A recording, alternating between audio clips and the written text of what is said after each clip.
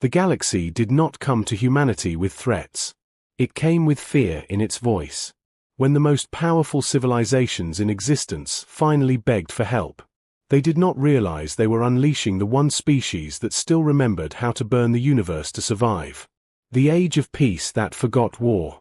For over 10,000 years, the stellar accord ruled the known galaxy.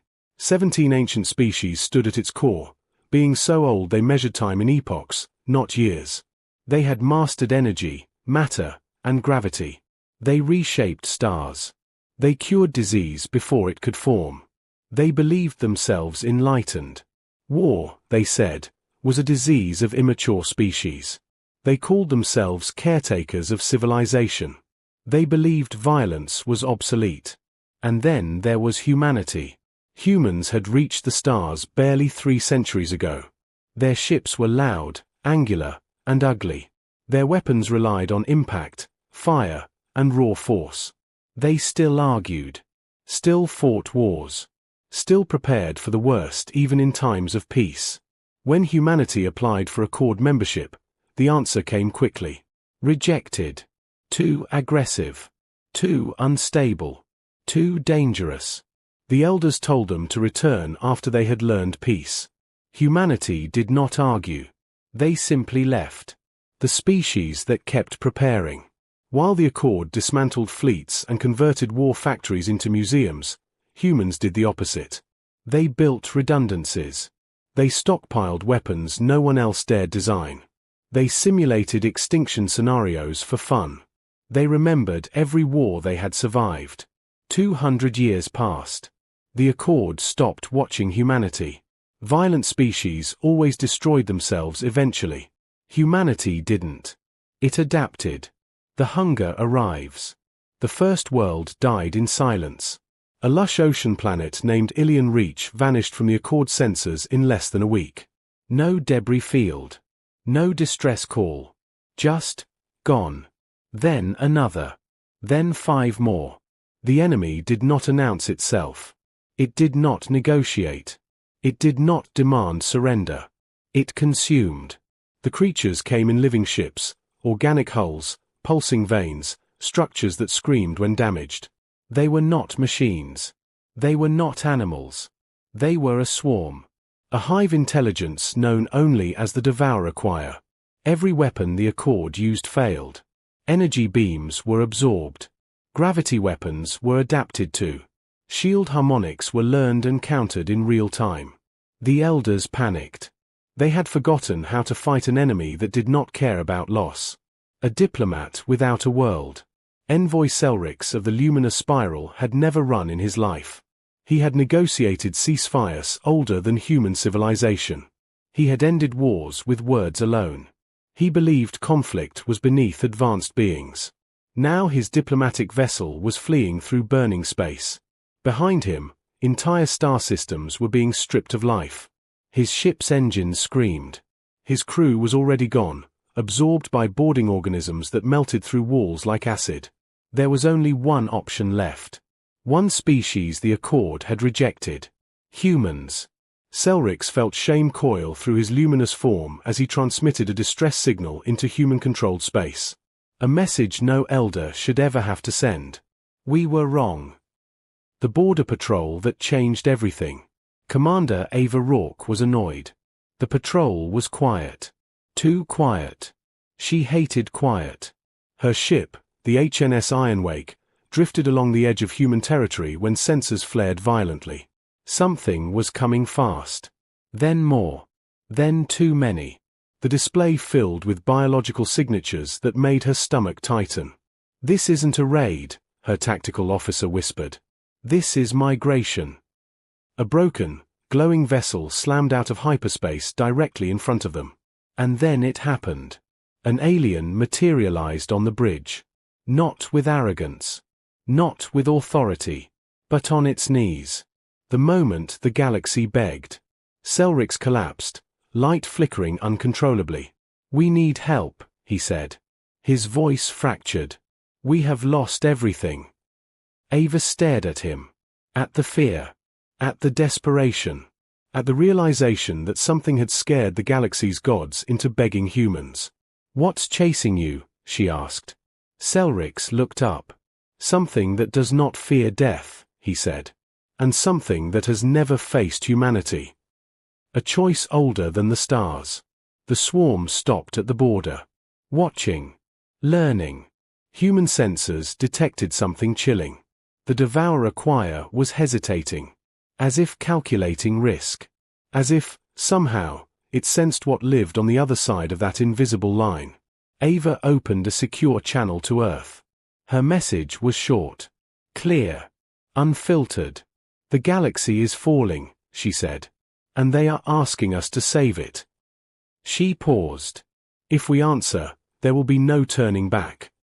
The silence before the fire. On Earth, leaders gathered. Soldiers listened. Factories powered back on. Humanity had been waiting for a reason. Not to conquer. Not to rule. But to survive. And when the elders finally came begging, humanity answered. Not with words, but with preparation that had been centuries in the making. The galaxy expected debate. It expected hesitation. It expected humanity to argue morality, risk, and politics while the stars burned. What it got instead was silence. For 6 long minutes after Commander Ava Rourke's message reached Earth, no one spoke. Not the admirals. Not the politicians. Not the scientists who understood exactly what kind of war this would be. Then the silence broke. "Wake the yards." The voice belonged to Admiral Jonah Hale, Supreme Commander of Human Defense. He was old, scarred, and had buried more friends than he cared to remember. He did not ask questions. He had already seen the data. "Wake all of them," he repeated, "including the ones we sealed." That single sentence changed everything. Across Earth, Mars, Luna, and the outer colonies, systems that had not been powered in generations came alive. Ancient shipyards, buried beneath mountains, hidden inside asteroids, drifting cold and silent beyond Pluto, received activation codes older than most nations. Codes humanity had sworn never to use again. But humanity had also sworn to survive. Factories retooled overnight. Civilian transports were stripped down and rebuilt into carriers. Mining vessels were armored and fitted with spinal rail cannons capable of cracking planetary crusts. And beneath Earth's crust, something far worse stirred. Weapons that the Stellar Accord had banned 10,000 years ago were not forgotten by humans. They were archived. Perfected. Waiting. Selrix watched in horror as he was escorted through a human military complex carved deep into solid rock. He had believed human weapons were crude, inelegant, barbaric. He was wrong. What he saw were rows of missiles so large they required gravity suspension. Each one carried not precision warheads, but layered devastation, kinetic impact followed by nuclear saturation, followed by antimatter dispersal. "These are extermination-class weapons," Selrix whispered. A human technician glanced at him. "Yeah. We call them insurance." Selrix began to understand the depth of his species' mistake. Humans did not worship peace. They prepared for betrayal. While factories worked, humanity's real strength moved quietly. Veterans. Not soldiers chasing glory, but survivors. Men and women who had fought pirates, rebels, and each other in forgotten wars far from Earth's headlines. People who knew how to adapt when plans failed. One of them stood on a firing range orbiting Mars. Captain Rhea Kincaid adjusted the magnetic rifle in her hands. She was 47, missing 2 fingers, and had retired 10 years ago. When the call went out, she didn't hesitate. She never did. Around her, hundreds of others prepared in silence. No speeches. No cheering. They didn't need motivation. They had a target. The first human strike force assembled in less than 9 days. That alone terrified the Accord. Their analysts had predicted months. Maybe years. Humanity had done it in days. When the fleet jumped into Concorde space, the galaxy watched. What emerged from hyperspace was not elegant. It was ugly. Black hulls scarred with layered armor. Ships bristling with weapons mounted on external hardpoints like exposed fangs. Massive carriers surrounded by swarms of autonomous drones, machines programmed not for honor, but efficiency. The devourer choir reacted instantly. The swarm surged forward, trillions of organisms moving as one. The Accord fleets fell back. They had seen this before. Humanity did not. They went forward. "Launch everything," Admiral Hale ordered calmly. "No warnings." Thousands of kinetic rods dropped from human ships at relativistic speed. They didn't target individual vessels. They targeted space itself. The swarm slammed into an expanding cloud of metal traveling near light speed. Entire sections of the choir ceased to exist in flashes of nuclear fire as follow-up warheads detonated. For the first time since its arrival, the swarm lost momentum. It adapted. Armor thickened. Organic shields grew. Countermeasures evolved. Human weapons adjusted faster. Railguns shifted frequencies mid-burst. Missiles altered approach vectors autonomously. AI-driven targeting systems learned patterns in seconds. The battle did not look like war. It looked like slaughter. Selrix watched from a protected command vessel, his luminous form trembling. "This is impossible," he whispered. "No species can react this fast." A human analyst answered without looking up. "We can. We've been practicing on ourselves for centuries." The devourer choir changed tactics. Instead of attacking ships, it sent boarding organisms, massive, clawed entities designed to overwhelm crews from within. That was a mistake. Human marines welcomed them. When the first living vessel breached the hull of the Iron Wake, Captain Rhea Kincaid was already waiting. Her squad moved through smoke and blood with brutal precision. They didn't panic when the walls screamed. They didn't freeze when creatures twice their size charged. They advanced. Shotguns roared. Incendiaries turned flesh to ash. Blades finished what bullets didn't. The creatures learned fear. The hive mind registered something new. Resistance that enjoyed fighting back. Across the battlefield, something unprecedented happened. The devourer choir began to retreat. Not strategically. Emotionally. It had encountered species before. It had never encountered predators. Humanity pressed the advantage. They did not chase. They encircled.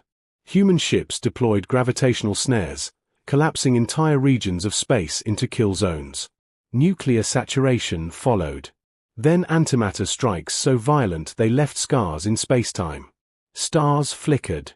Sensors failed. The galaxy shook. Accord observers could only watch as humanity did what the Elders never would. They escalated without apology. Hours later, silence fell across the battlefield. What remained of the swarm drifted, broken and burning. Selrix collapsed again, this time in awe. "You did it," he said softly. "You stopped them." Admiral Hale's image appeared on the main display. "No," he said. "We tested them." The room went cold. They were probing. Learning, Hale continued. This wasn't their main body. Selrix's light dimmed. Then what comes next? Hale looked into the void where the swarm had fled. "Now," he said, "they know what we are." He paused. "And now we hunt them." Far beyond the battlefield, deep in unexplored space, the devourer choir recoiled. Billions of minds screamed warnings through the hive.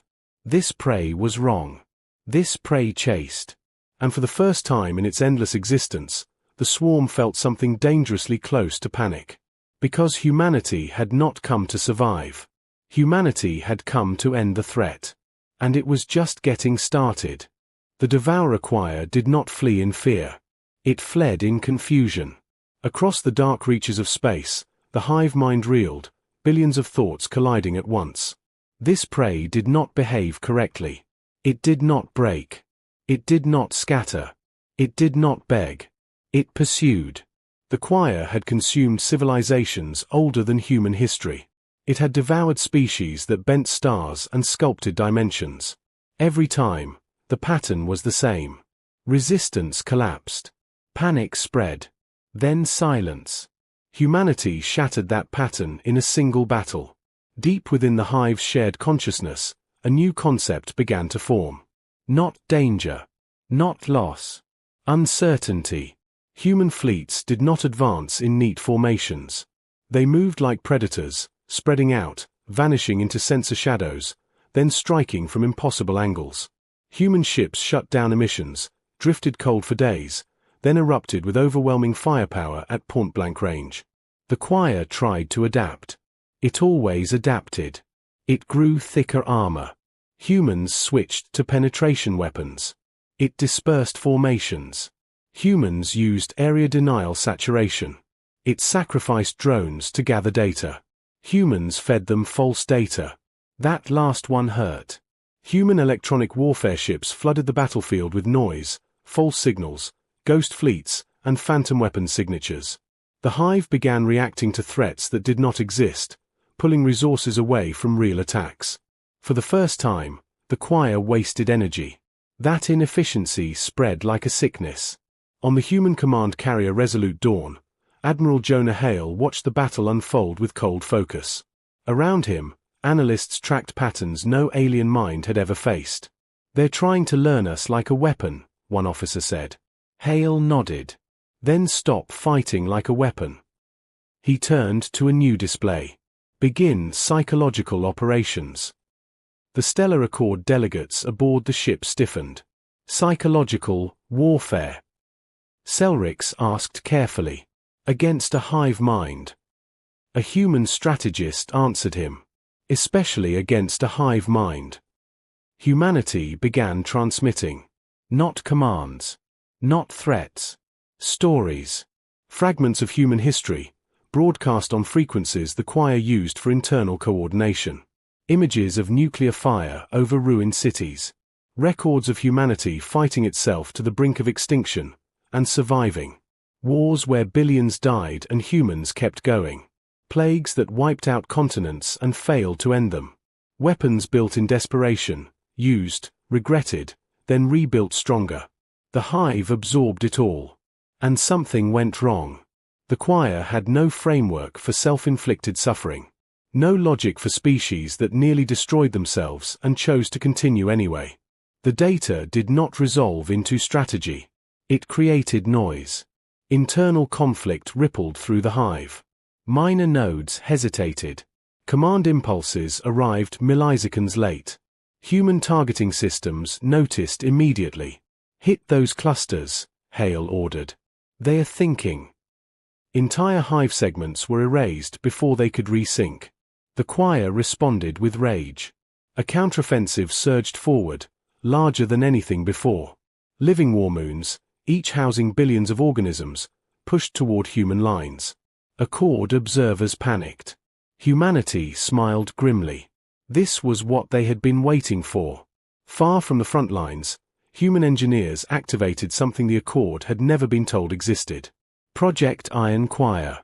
Autonomous hunter-killer fleets, not controlled by centralized AI, but by distributed decision systems modeled after human combat units. They argued.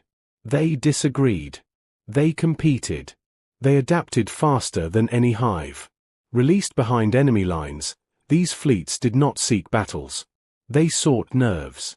They targeted communication relays between Hive clusters, collapsing coordination. Then they vanished before counterattack. The Devourer choir began experiencing isolation. Entire sections of itself went silent. The concept was alien. Panic spread. On a ruined Accord world, Captain Rhea Kincaid led a ground operation against a Hive nesting core. The planet was dead, stripped to bare stone, but the swarm was using it as a forward breeding site. Human command could have orbital bombarded it. They didn't. They needed data. Rhea's team descended into tunnels grown from living flesh. The walls pulsed. The air screamed. Creatures attacked without fear. Humans advanced anyway. They recorded everything. When the team reached the core, a massive, pulsing neural mass connecting billions of minds, Rhea did something no alien commander would ever consider. She spoke. Not to the creatures. To the Hive. "You picked the wrong species," she said calmly, transmitting on open channels. "We don't stop.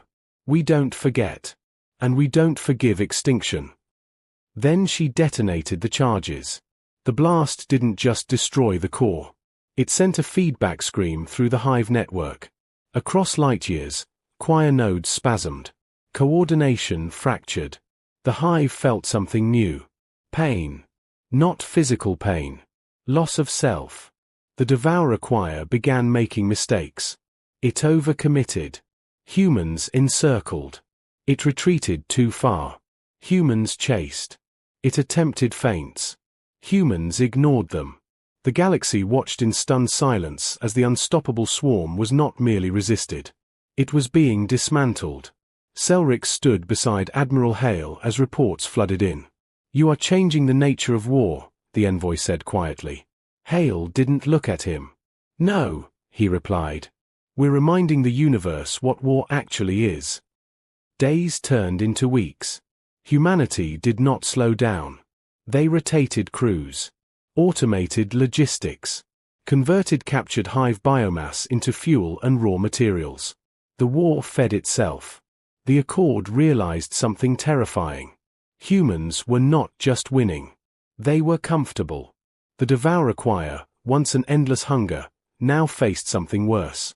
An enemy that learned faster. An enemy that hunted. An enemy that did not seek balance or coexistence. Only an end. Deep within the fractured hive mind, a decision formed. The choir would attempt something unprecedented. Communication. A direct psychic transmission forced its way into human networks. A single message echoed across command channels. "Stop." Human officers froze. Admiral Hale raised an eyebrow. "Well," he said slowly. "It finally learned to talk." He leaned forward. "Now," he added, "let's teach it what surrender means to humans." The message did not arrive as sound. It arrived as pressure. Across every human command ship, across every console and neural interface, a single word pressed into thought itself. "Stop." Technicians staggered back from their stations. Some cried out. Others froze, hands shaking. The devourer choir was not speaking through language. It was forcing its will into human minds. Admiral Jonah Hale did not flinch. He had felt worse pressure in his life, standing in bunkers as the world burned, signing orders that sent friends to die, watching humanity claw itself back from extinction more than once. This was nothing new. "Open a channel," he said calmly. The Accord delegates stared at him in disbelief. "You can't be serious," Selrix whispered. "That thing consumes entire civilizations." Hale finally looked at him. "So did we," he said. "Once." The hive speaks. The channel opened. The devourer choir did not appear as an image. It manifested as overlapping sensations, voices layered on voices, thoughts bleeding into one another, a presence too vast to fully comprehend. "You damage US. You destabilize US. This is unacceptable." Human analysts exchanged looks. "It thinks this is a negotiation," one muttered. Hale folded his hands.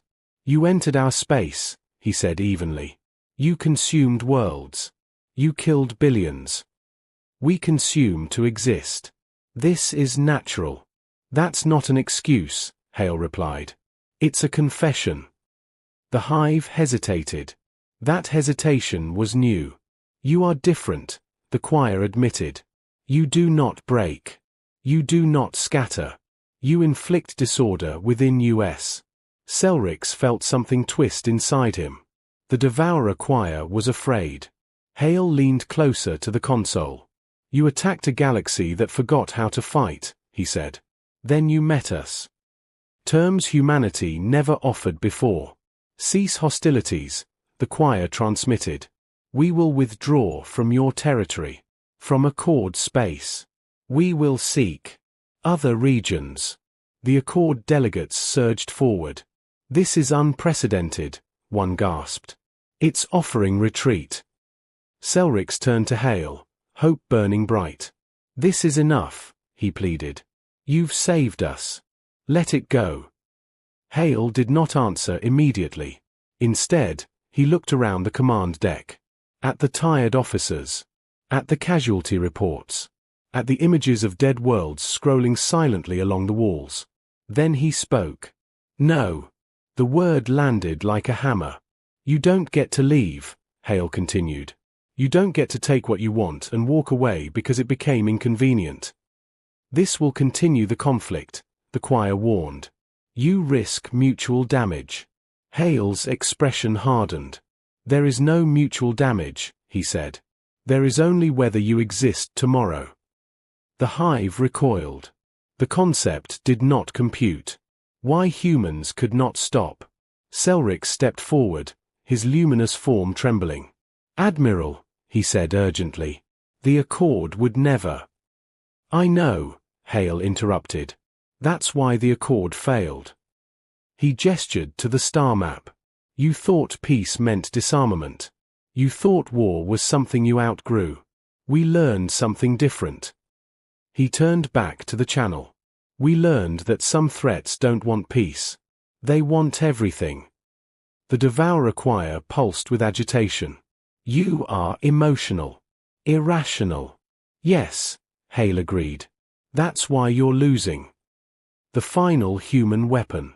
Deep beneath human space, Project Ironchoir received a new command. Full release. Thousands of autonomous hunter fleets activated at once. Not to destroy territory. Not to hold lines. To decapitate. They targeted the deepest hive nodes, ancient core minds that coordinated trillions of organisms. These were not ships. They were identities. The hive screamed. Across space, choir vessels spasmed as coordination collapsed. Swarms turned on each other. Defensive patterns failed. The human fleets surged forward. No mercy. No hesitation. This was not vengeance. This was extermination. On the surface of a dying hive world, Captain Rhea Kincaid watched the sky burn. She felt no joy. No pride. Only certainty. This is the end, she said quietly. Her squad didn't respond. They already knew. The galaxy watches the impossible. Accord worlds that had prepared evacuation orders stopped transmitting. They were watching something they had believed impossible. A predator being hunted. A force older than their civilizations being systematically erased. Human ships moved with ruthless coordination. Losses were replaced within hours. Damage was adapted around, not feared. The war was no longer balanced. It was inevitable. Selrix collapsed to his knees aboard the command carrier. We built a galaxy without warriors, he whispered. And when darkness came, we had nothing. Hale stood beside him. You had something, he said. You just refused to use it. The choir's last truth. The Devourer choir transmitted again. Weaker now, fragmented. Why do you continue? You have proven dominance. You could stop. Hale's voice was steady. Because if we stop, he said, someone else dies later. The hive tried to respond. It failed. Human forces struck the final core. The psychic backlash rippled across space, silencing billions of minds at once. For the first time in millennia, the Devourer choir was quiet. After the silence, the stars did not immediately celebrate. There were no cheers. Only relief. Human fleets held position, scanning, waiting. Then confirmation arrived from every front. The swarm was gone. Selrix looked up, tears of light streaming down his face. You saved us, he said. Hale shook his head. No, he replied. We saved what comes next. He turned toward the stars. And now the galaxy knows something important. Selrix swallowed. What? Hale answered without looking back. Humanity is no longer asking for a place among the stars. He paused. We're defending it. The war did not end with celebration. It ended with absence. Where once the Devourer choir had filled the void with noise, movement, hunger, endless pressure, there was now nothing. Entire regions of space felt hollow, like scars where something massive had been torn away. Human fleets remained on alert for weeks. No one trusted the quiet. Admiral Jonah Hale stood alone on the observation deck of the Resolute Dawn, staring at stars that no longer flickered with combat data. Around him, Reports confirmed the impossible again and again. No hive signals. No residual coordination. No signs of regeneration. The devourer choir was gone. Extinct. Humanity had done what the galaxy believed could never be done. The reckoning of the elders. The Stellar Accord convened an emergency assembly for the first time in 12,000 years. Not to debate policy. Not to issue condemnation. But to apologize. Envoys from every surviving elder species arrived in human space under escort. They came slowly, cautiously, as if afraid that crossing into human territory might provoke something terrible. They found no threats waiting for them. Only watchful fleets and silent guns.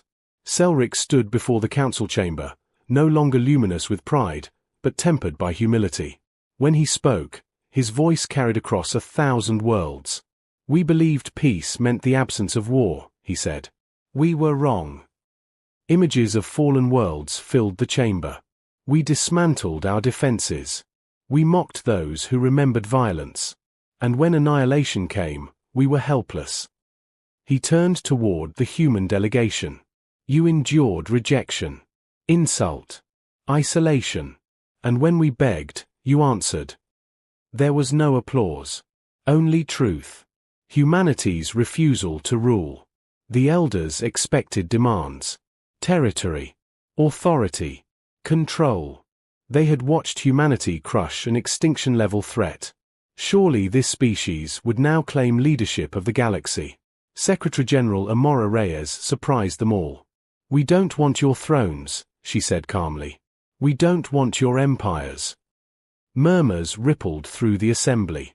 "What we want," she continued, "is a galaxy that survives." She looked directly at the elders. "That means defense, preparation, and the understanding that peace is not something you declare. It's something you guard." Humanity offered terms.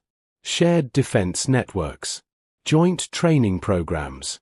Weapons the elders once banned, now redesigned with safeguards, but never dismantled. Some elders recoiled. Others listened. They all remembered the silence left by the devourer choir. And they agreed. The monster that chose restraint. Across human space, shipyards did not shut down. They slowed. Weapons were not destroyed. They were stored.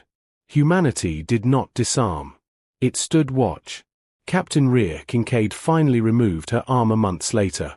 She returned to a quiet colony world, carrying scars no scanner could detect.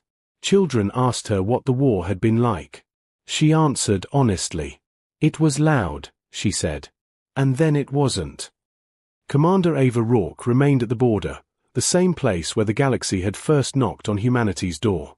She watched stars drift past, knowing that something fundamental had changed. Humanity was no longer unknown. It was understood. What the galaxy finally learned. Stories spread. Not of human cruelty, but of human memory. That humans remembered every fall, every near extinction, every mistake. That they did not pretend darkness would never return. They prepared for it. Other species began to change.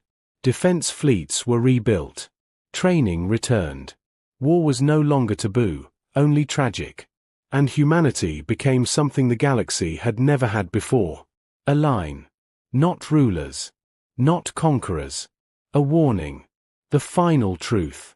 Far beyond map space, silent sensors drifted where the devourer choir had once expanded. They detected nothing. But humanity still watched. Because humans understood something no elder ever had. That survival was not about being the most advanced. It was about being the most adaptable.